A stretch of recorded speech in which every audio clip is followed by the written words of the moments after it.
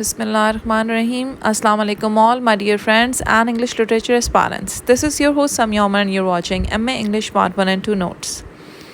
जी students, आप लोगों की बहुत ज़्यादा डिमांड पे I am covering the past paper discussion of novel for MA English Part 1 and 2. How to attempt paper successfully. इसमें तमाम टिप्स एंड टेक्निक्स में शेयर करूँगी. अभी मैंने ड्रामा के पेपर्स भी शेयर किए हैं recently and now we are moving towards the novel. Novel जो है वो ड्रामा से थोड़ा डिफरेंट उसका पेपर पैटर्न होता है बिकॉज उसमें आपको रेफरेंस टू द कॉन्टेक्स्ट का क्वेश्चन नहीं आता. जी students, firstly we will discuss the novel past paper of 2018. जब भी नावल का पेपर आता है आपके सामने, आपने सबसे पहले जो है वो देखना है कि आपको कौन से क्वेश्चन ज़्यादा बेहतर तरीके से आते हैं. हमने वो पहले अटैम्प्ट करने हैं और कोशिश करनी है कि ज़्यादा से ज़्यादा कोट्स मेंशन करें उससे रिलेटेड. सबसे पहले जी आ गया है MA English Part 1 2018. Attempt any 4 questions. All questions carry equal marks. Discuss in detail how Jane Austen uses satire and irony in Pride and Prejudice to criticize various aspects of 19th century English society. जब paper आपके सामने आए इस तरह से तो आपने सबसे पहले इसमें की वर्ड्स जो हैं वो उनको अंडरलाइन कर लेना है विद अ पेंसिल. यहाँ पे आप देख रहे हैं कि Jane Austen, satire, irony, satire और आयरनी को अंडरलाइन कीजिए. Pride and Prejudice already underline है. टू क्रिटिसाइज, क्रिटिसाइज को भी अंडरलाइन करें. Various aspects of 19th century English society. जी, जेन ऑस्टन ने सटायर और आयरनी का इस्तेमाल किया है प्राइड एंड प्रेजुडिस में. 19th सेंचुरी इंग्लिश सोसाइटी के जो मुख्तलिफ एस्पेक्ट्स थे उनको क्रिटिसाइज़ करने के लिए.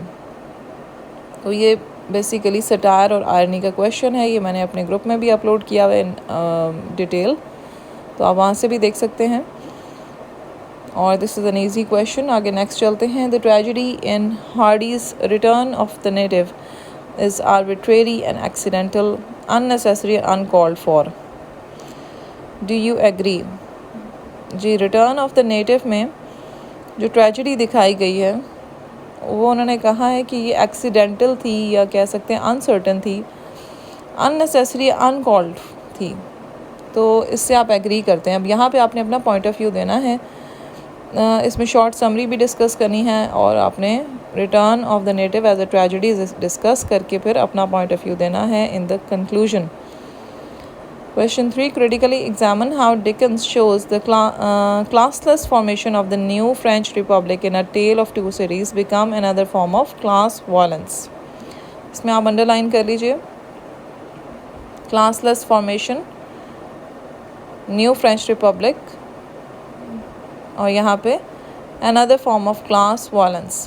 ये जो की वर्ड्स होते हैं आपने इन्हीं के ऊपर बात करनी होती है. यहाँ पे फ्रेंच रेवोल्यूशन का एक क्वेश्चन है, इस पे आप बात करेंगे. इसके अलावा आपने ये भी मेंशन करना है कि रेवोल्यूशन के बाद जो क्लास उभर के सामने आई थी, working class, that was another form of class violence. ये थीम ऑफ वायलेंस आपने डिस्कस करना है in a tell of to Cities in the context of French Revolution. Discuss the significance of love as a transformative force in Eliot's Adam Bede. जी, यहाँ पे theme of love discuss करेंगे हम और उसको एज अ ट्रांसफॉर्मेटिव फोर्स को भी underline कर लीजिए in the novel Adam Bede. Explore the major and minor female characters in Trollope's Barchester towers.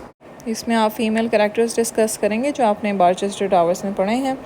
How far are the characters in Hardy's Return of the Native bound to the soil shaped by and shackled to it equal measure. Hardy का जो return of native novel है उसमें आपने बताना है role of Egdon Heath और उसने किस तरह से उनकी डेस्टिनी को शेप किया और शैकल किया.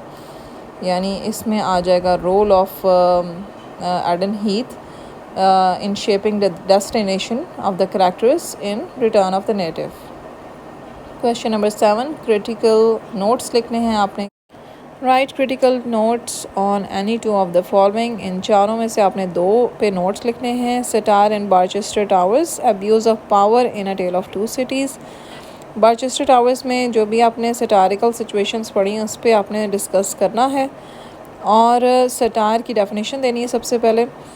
अब्यूज़ ऑफ पावर में आपने बताना है टेल ऑफ टू सिटीज़ में कि किस तरह से पावर को अब्यूज़ करते हुए उन्होंने क्या क्या कुछ किया था, किस करैक्टर ने क्या कुछ किया है।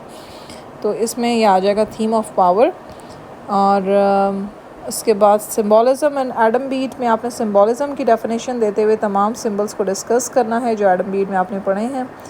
Elizabeth Bennett in Pride and prejudice, Elizabeth Bennett का करैक्टर स्केच आ जाएगा जी यहाँ पे। Next you can see on the screen MA English Part 2 2018 paper. Attempt any 4 questions. All questions carry equal marks. Ji 25 marks का एक question होता है, आपने 4 questions attempt करने हैं। Why does Marlowe describe Kurtz as a universal genius? Marlow ने Kurtz को universal genius क्यों कहा था? और उसकी यही वजह थी कि he was master of all the trades, जिसका मतलब ये है कि उसको हर तरह का काम करना आता था। वो पेंटिंग भी जानता था, वो बुक्स भी लिखता था, and he was also a trader. इसके अलावा he was ruling those Africans in Nigeria. तो ये तमाम फैक्टर्स से जिसकी वजह से वो यूनिवर्सल जीनियस कहलाता था। इसको आपने डिटेल में डिस्कस करना है। एक शॉर्ट समरी भी देंगे आप शुरू में, और इसके ऑथर का इंट्रोडक्शन भी देंगे इन फ्यू लाइंस। कंक्लूजन में फिर आपने यही बात डिस्कस करनी है along with textual quotes. How do the novels Things Fall Apart and Heart of Darkness differ in their portrayal of colonialism? जी, ये आ गया है कॉलोनियलिज्म के बारे में क्वेश्चन, और इसमें ये जो दोनों नावल्स हैं इनका कंपैरिजन करते हुए आपने कॉलोनियलिज्म को डिस्कस करना है। थिंग्स फॉल अपार्ट भी आपने पढ़ा है, एंड हार्ट ऑफ डार्कनेस, इन दोनों को आपने डिस्कस करना है। Compare and contrast Mr and Mrs Ramsay, how are they alike, how are they different? जी, मिस्टर रैमसे और मिसेस रैमसे के करैक्टर स्केचेस का कंपैरिजन और कंट्रास्ट है। मिसेस रैमसे का करैक्टर स्केच मैंने अभी रिसेंटली अपलोड किया है अपने हैंड रिटन नोट्स में। मिस्टर रैमसे का स्केच भी आपको मिल जाएगा मेरे नोट्स में, या आप कह सकते हैं ब्लॉग पे जो अपलोड हुए हैं उसमें देख लीजिए, और either you can see on Facebook group as well. Do you like Stephen think an artist is essentially separate from society, a portrait of an artist as a young man? Stephen की तरह आपने ये बताना है, क्या आप भी यही सोचते हैं कि आर्टिस्ट जो है वो एसेंशियली डिफरेंट है या सेपरेट है सोसाइटी से? इस स्टेटमेंट को डिस्कस करते हुए आपने एक शॉर्ट समरी देनी है नावल की। Also you have to give arguments for या अगेंस्ट दिस स्टेटमेंट। कंक्लूजन में आपने अपना पॉइंट ऑफ व्यू देना है along with actual quotes. Question number 5. Why does Okonkwo hang himself? Is it a cowardly act or brave, weak or noble? Okonkwo as a tragic hero आ जाएगा। इसमें Okonkwo का character sketch आता है, वो मैंने अपलोड किया हुआ है, आपको मेरी YouTube की वीडियोस में मिल जाएगा, वो आप अच्छी तरह कर लीजिए। इसके बाद आपने बताना है अपना पॉइंट ऑफ व्यू कि ये कावर्डली एक्ट था या ब्रेव था, वीक था या नोबल था, इसको आप डिस्कस करेंगे। Why is Things Fall Apart a post-colonial novel? Post colonial का मतलब यह है कि कलोनियलिज्म से पहले की जो सिचुएशन है सारी, क्या वाकई थिंग्स फॉल अपार्ट में वो तमाम सिचुएशन दिखाई गई है? तो yes, it is a post colonial novel. Discuss some of the current symbols in Twilight in Delhi. Symbolism का क्वेश्चन है, सिम्बॉलिज़म इन ट्वाइलाइट इन दिल्ली। इसको आपने उसी तरह करना है जैसे मैं पहले बता चुकी हूँ। सिम्बॉलिज़म की डेफिनेशन देते हुए सिम्बल्स को डिस्कस करना है और एंड में कंक्लूजन देना है। Next we are going to discuss novel past paper 2019। ये पास पेपर की डिस्कशन इसीलिए की जाती है ताकि आपको थोड़ा सा आइडिया हो कि किस किस्म के क्वेश्चंस आएंगे, कॉन्सेप्चुअल होंगे या प्लेन होंगे। सो कोशिश यही कीजिए कि आपने मैक्सिमम पॉइंट्स लिखने हैं अलॉन्ग विद टेक्सचुअल कोट्स, और कोट्स अगर याद नहीं होती तो कोई भी छोटी कोट्स ढूंढ के उनको याद कर लीजिए, एनी 6 और 7 small quotes. University of the Punjab MA English part 1 2019 annual exam. Novel का पेपर है आपके सामने है। Attempt any 4 questions, all questions carry equal marks. Critical examine the nature of love and romance in Jane Austen's Pride and Prejudice, highlighting its socio-economic implications. Love and romance का theme है जी, इसको आपने discuss करना है। जिन couples के दरमियान love and romance रहा है, जैसे कि बिंगले और जेन के बीच में, Elizabeth and Darcy, Lydia and Wickham, ये तमाम वो कपल्स हैं जिनमें लव और रोमांस होता है। उनकी नेचर को क्रिटिकली एग्ज़ामिन करना है और ये भी बताना है कि सोशियो इकनॉमिक इम्प्लिकेशंस की वजह से वो लव एंड रोमांस जो है वो with the passage of time dim हो जाता है। The concept of Hardy's fatalism, यानी ये जो तकदीर का कॉन्सेप्ट है हार्डी का, that is expressed in Return of the native. अब आप अंडरलाइन कर लीजिए अगेन कीवर्ड्स जो आपने डिस्कस करने इस क्वेश्चन में, is that human character and action, human character action को आप अंडरलाइन कीजिए, are the result of the laws of heredity and environment, again result of the laws of heredity environment को underline कीजिए, over which man has no control, discuss, ये discuss करना है कि इंसान के जो एक्शंस होते हैं वो रिज़ल्ट होते हैं लॉज ऑफ हेरिडिटी एनवायरनमेंट, यानी वो ऐसा एनवायरनमेंट होता है और उसकी हेरिडिटी की वजह से भी वो कुछ एक्शंस करने पे मजबूर हो जाता है जिस पे उसका कोई इख्तियार नहीं होता। तो इसमें आ जाता है रोल ऑफ कह सकते हैं environment and heredity in the actions of a man, और यही जो है कॉन्सेप्ट है हार्डी का फेटलिज्म का। ठीक है, इसको आपने डिस्कस करना है कि तकदीर में इंसान के अपने एक्शंस का कितना रोल है, ये डिस्कस करना है basically. Dickens Tale of to Cities is epic in historical scale, ये आ जाएगा जी A tell of to Cities as a historical novel, but also intimate showing how the personal and political intermingle, discuss और comment. अच्छा, ये as a historical novel आपने discuss करना है और आपने ये भी बताना है इसमें कि इसमें पर्सनल बातें भी हो रही हैं और पॉलिटिकल चीज़ें भी मेंशन्ड हैं, वो आपस में इंटरमिंगल्ड हैं यानी इंटरमिक्स हो रही हैं। Explore how Eliot's characterization in Adam Bede is probing into human psyche, its motivations, suffering and description of the underlying connections between the conscious and subconscious. Adam Bede as a psychological novel आ जाएगा ये, और इसमें आपने Elliot की करैक्टराइजेशन भी बतानी है कि किस तरह से उसने करैक्टराइज़ किया है एडम बीड में, और ह्यूमन साइकी की दिखाई हुई है मोटिवेशन, उसकी सफरिंग और उसके दिखाए में उसके अंडरलाइन कनेक्शन, उसके कॉन्शियस और सबकॉन्शियस, ये तमाम जो है ये साइकोलॉजिकल नावल है। और इसको करैक्टराइजेशन को डिस्कस करते हुए आपने ये साइकोलॉजिकल फैक्टर डिस्कस करना है in Adam Bede. Analyze the theme of conflict in Trollope's Barchester Towers between forces wanting to maintain status quo and those seeking change. Theme of conflict है ये, तो आपको सामने दिखाई दे रहा है कि आपने इसमें जितने भी कॉन्फ्लिक्ट्स डिस्कस हुए हैं इसमें वो उस पर आपने आर्ग्यूमेंट्स देने और बताना है कि किस तरह से वो चेंज को सीख करें। Austen's Pride and Prejudice is a classic comedy of manners which satirizes 18th century society, particularly the expectations from women. Pride and Prejudice में से 2 क्वेश्चंस आए हैं, आप देख सकते हैं, और ये आपने एज अ कॉमेडी डिस्कस करना है, कॉमेडी ऑफ मैनर्स, और इसमें बताना है कि किस तरह से सैटराइज़ किया गया 18th सेंचुरी सोसाइटी को, ख़ास तौर पे जो विमेन से एक्सपेक्टेशंस होती हैं। तो ये आपने ये सटायर वाला क्वेश्चन ही आ गया जिसमें कॉमेडी ऑफ मैनर्स भी डिस्कस करना है, आपने ये दोनों चीज़ें डिस्कस करनी है और स्पेशली विमेन से मुतल्लिक। तो ये 4-5 चीज़ों को लेके आपने चलना है, ये नहीं कि आप एक चीज़ को डिस्कस कर दें बाकी चीज़ों को डिस्कस ना करें तो भी आपको मार्क्स नहीं मिलेंगे। Write critical notes on any 2 of the following, 4 notes दिए गए हैं, इनमें से 2 करने आपने। Egdon Heath as a character in Return of the Native, उसको एज अ करेक्टर डिस्कस करना है एडन हीथ को, जहाँ पे ये सारा वाक़या हुआ था रिटर्न ऑफ द नेटिव का। You have to discuss that. Role of Mr Bennet in Pride and Prejudice, Mr Bennet का करेक्टर स्केच बहुत इंपॉर्टेंट है, अक्सर आ जाता है, मिसेस बैनेट का भी आ जाता है, मिस्टर बैनेट का आ जाता है, या एलिज़ाबेथ बैनेट का भी आ जाता है। Trollope's art of characterization in Barchester's Towers, जी आर्ट ऑफ करेक्टराइजेशन तो आप लोग लाजमी करें तमाम नावल्स की।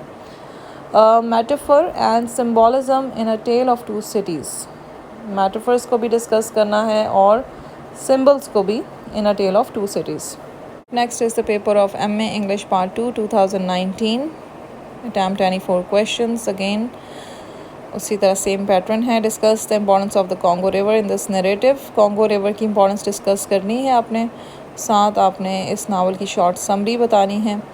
Y does Marlow travel primarily by boat और सेल्डम ऑन लैंड। क्यों मार्लो ने सफ़र किया था ज़्यादातर बोट पे और लैंड पे कम सफ़र किया। ये सारे वाक़यात आपने बताने हैं जो कॉन्गो रिवर में हुए मार्लो के साथ। क्वेश्चन 2 मार्लो, अब ये अगेन हार्ट ऑफ डार्कनेस में से क्वेश्चन आए हुए दो। Constantly uses vague and often redundant phrases like unspeakable rights and inconceivable mystery. उसने क्यों इस तरह के phrases इस्तेमाल किए थे? Why does Marlowe use vague and inconclusive language so frequently? उसने इस तरह की लैंग्वेज क्यों इस्तेमाल की थी? Use of language in Heart of Darkness आ जाएगा। इसके नोट्स मैंने फेसबुक पे अपलोड किए, मैं आपको मिल जाएंगे। How does the narrative style into the lighthouse strengthen and weaken human connections? Narrative style आ जाएगा वर्जीनिया वुल्फ का। You will discuss Virginia wolves narrative style। वो जो उसका नरेशन का स्टाइल था वो किस तरह से लाइट हाउस को स्ट्रेंथन करता है या वीक करता है ह्यूमन कनेक्शंस को, वो आपने डिस्कस करना है। What is the significance of the title A Portrait of the Artist as a Young Man? ये टाइटल का क्वेश्चन आ गया है। A portrait of the artist as a young man का आपने टाइटल डिस्कस करते हुए शॉर्ट समरी भी बयान करनी है, लेकिन ज़्यादातर फोकस टाइटल पे रखना है। How does it relate to the growth and evolution of Stephen Dedalus. उसकी जो ग्रोथ थी या एवोल्यूशन थी स्टीफन की, उसको आपने रिलेट करना है और साथ साथ टाइटल की सिग्निफिकेंस को भी बताना है। How does Okonkwo achieve greatness as defined by his culture. Okonkwo ने किस तरह ग्रेटनेस अचीव की थी जो कि उसके कल्चर ने डिफ़ाइन की, यानी जो इबो कल्चर था उसके मुताबिक ग्रेटनेस क्या होती है।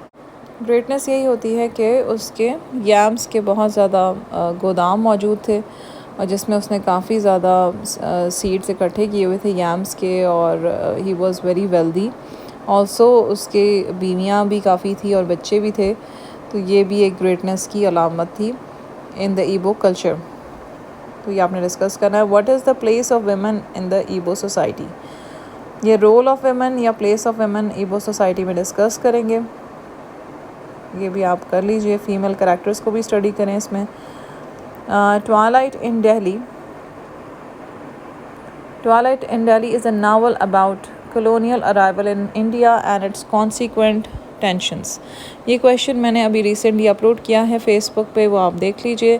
कलोनियलिज़म डिस्कस करना है आपने कि ये पोस्ट कलोनियल नावल है एक्चुअली, लेकिन इसमें आपने बताना है कलोनियलिज़म किस तरह से आया था इंडिया में और उसकी कॉन्सिक्वेंट टेंशंस जो फेस की थी वहाँ पे जो लोकलाइट्स थे, वो आपने इसमें डिस्कस करना है।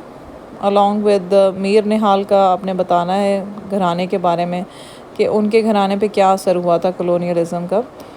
सो you will give a short summary as well. Now we will discuss novel past paper of 2020।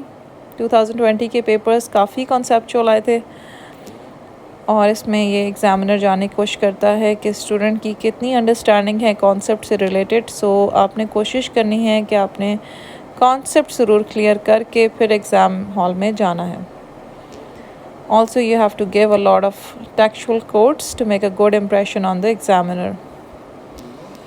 University of the Punjab MA English part 1 annual examination 2020 novel का पेपर आपके सामने है। Attempt any 4 questions.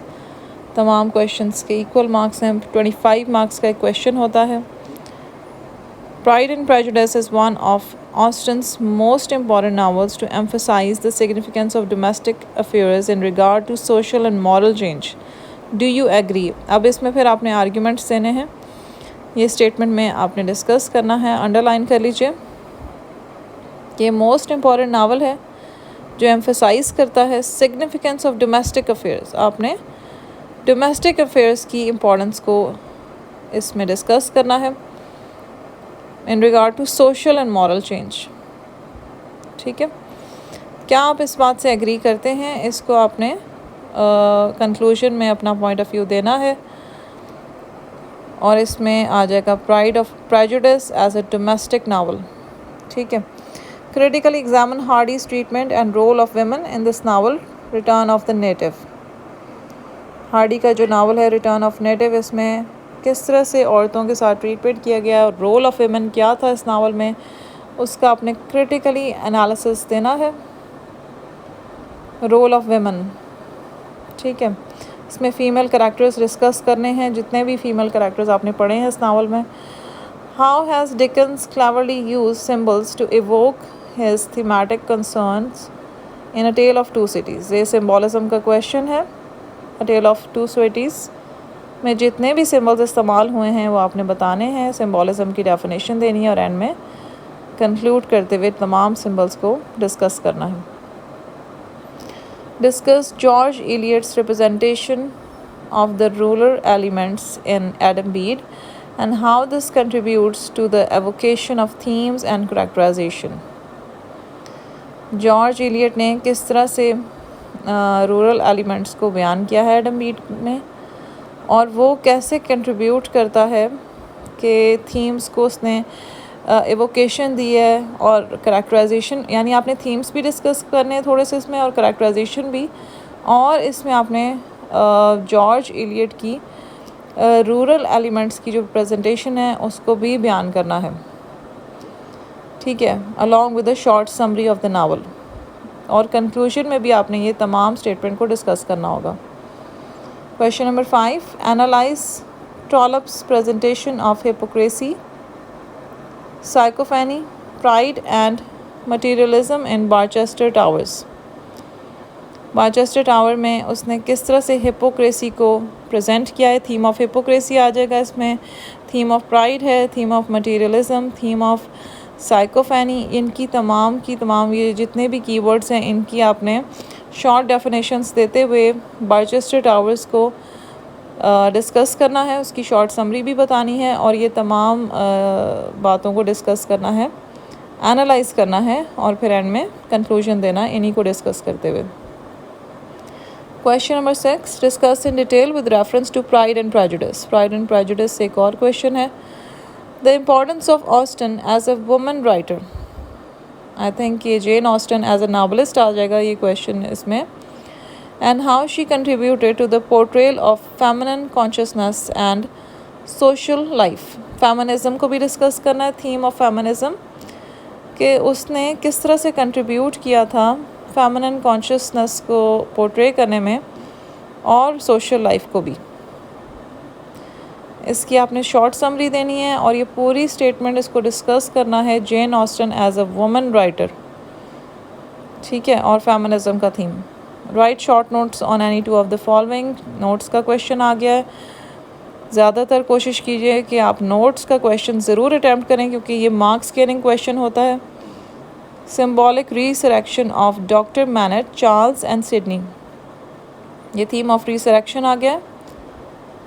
Symbolic resurrection है तो इसमें आपने symbols को भी डिस्कस करना है।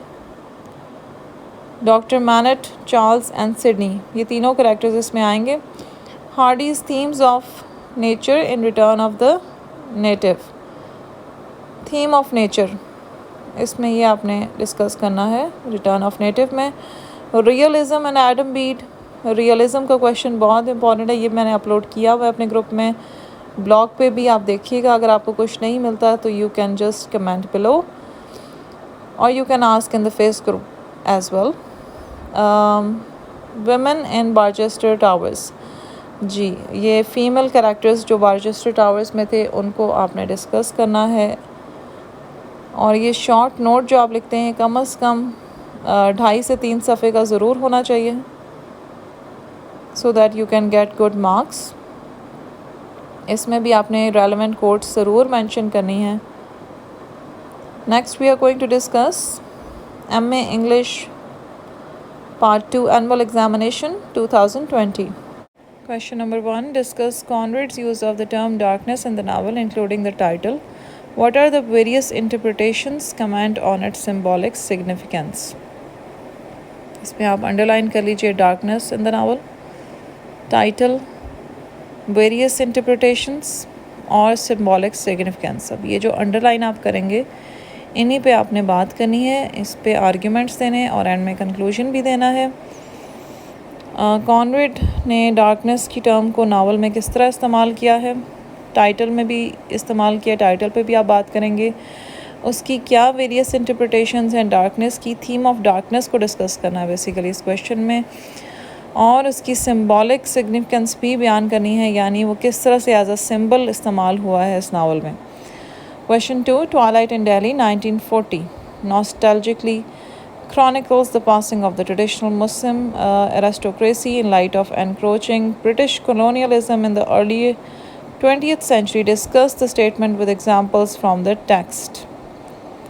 Twilight in Delhi, nostalgically यानी उसमें पास मेमोरीज को डिस्कस किया गया है कि किस तरह से वो पासिंग मुस्लिम ट्रेडिशन जो है वो उसको याद कर रहे हैं, अरिस्टोक्रेसी के दौर को, in the light of encroaching British यानी और ब्रिटिश कॉलोनियलिज्म अंदर दाखिल हो चुका है अर्ली 20th सेंचुरी, 20वीं सदी के आगाज़ में। तो ये स्टेटमेंट आपने डिस्कस करनी है तमाम की तमाम। बेसिकली इसमें आ रहा है decline of Muslim rule in the light of approaching या encroaching British colonialism, theme of colonialism भी इसमें आ रहा है। इसमें आपने एग्जांपल्स भी देनी है, टेक्सचुअल कोट्स मेंशन करने हैं। Question number 3, comment on the conflict between the feminine and masculine principles at work in novel to the lighthouse. Feminine के यानी जो फीमेल कैरेक्टर्स हैं एंड मैस्कुलिन जो मेल कैरेक्टर्स हैं वो किस तरह से अपने रोल अदा कर रहे हैं, उनके दरमियान क्या कॉन्फ्लिक्ट है, वो आपने डिस्कस करना है in the reference of to the lighthouse. To the lighthouse की शॉर्ट समरी भी देनी है, लेकिन ज़्यादा फोकस आपने कॉन्फ्लिक्ट्स पे रखना है। The novel things Fall apart is praised for its realistic treatment, underline कर लीजिए प्रेज को, रियलिस्टिक ट्रीटमेंट को, ऑफ ट्राइबल बिलीव्स को भी अंडरलाइन करें, एंड ऑफ साइकोलॉजिकल डिसइंटीग्रेशन, इसको भी अंडरलाइन करें, कोइंसिडेंट विद सोशल अनरावलिंग, जी इसको भी अंडरलाइन करें। Discuss the statement with examples. Things Fall apart को प्रेस किया जाता है कि इसमें ट्राइबल बिलीव्स को बहुत रियलिस्टिकली बयान किया गया है, और जो साइकोलॉजिकल डिसइंटीग्रेशन या साइकोलॉजिकली तौर पे वो टूट रहे हैं या they are falling into pieces, that is coincident with social unravelling, यानी सोसाइटी जो है वो अनरावल हो रही है, खुल रही है। तो ये तमाम चीज़ आपने डिस्कस करनी है इस क्वेश्चन में। आपने अपने आर्ग्यूमेंट्स देने हैं अलॉन्ग विद टेक्सचुअल कोट्स, और आपने इस स्टेटमेंट को फोकस करना है ज़्यादा। Discuss Stephen's changing view of the clergy as he evolves, give supporting examples and cite specific scenes in the novel. इस नावल में आपने बताना है कि स्टीफन का जो बदलता हुआ व्यू था क्लर्गी से मुतल्लिक, जिस तरह से वो इवॉल्व करता है, और साथ एग्जांपल्स भी देनी है along with textual quotes. Also आपने सीन्स भी बयान करने हैं नावल में जो इससे रिलेटेड है। Religion plays an important role and in the protagonist intellectual and emotional life, ये अंडरलाइन कर लीजिए प्रोटोगोनिस्ट इंटेलेक्चुअल इमोशनल लाइफ को भी। What is your impression of Joyce attitude towards religion का थीम आ गया है जी इसमें, और आपने बयान करना है कि कैसे रिलीजन इम्पॉर्टेंट रोल प्ले करता है इस नावल में, और प्रोटोगोनिस्ट यानी जो हीरो है उसका आपने बताना है कि किस तरह से वो इंटेलेक्चुअली और इमोशनली अपनी ज़िंदगी गुजारता है। Heart of darkness is understood as a universal exploration of human inferiority, of its corruptibility, its inaccessibility, and the darkness inherent to it. Comment with examples from the text. Heart of darkness जो है वो universal exploration है human इन्फियरिटी की, उसकी corruption, theme of corruption आ जाता है यहाँ पे, थीम ऑफ डार्कनेस आ जाता है। ये तमाम थीम्स को डिस्कस करना है आपने विद सूटेबल एग्जांपल्स, और इसमें आपने अपना पॉइंट ऑफ व्यू भी देना है along with textual quotes. Short summary भी आप इसमें मेंशन करेंगे ताकि इन थीम्स को वाज़ेह तौर पे बयान किया जा सके। Dear students, I hope you have understood how to successfully attempt the paper of novel of MA English Part 1 and 2, and we have discussed the papers of 2018 to 2020. If you don't understand anything or if you have any sort of questions or queries, you are most welcome to comment below. I'll be glad to answer you all. Till then, students, this is your host Samya Omar signing off from M English Part 1 and 2 notes. Don't forget to like my video and also subscribe my channel for more informative and quality notes videos. Also press the bell icon for notifications so that you don't miss any important video. Take care and Allah Hafiz.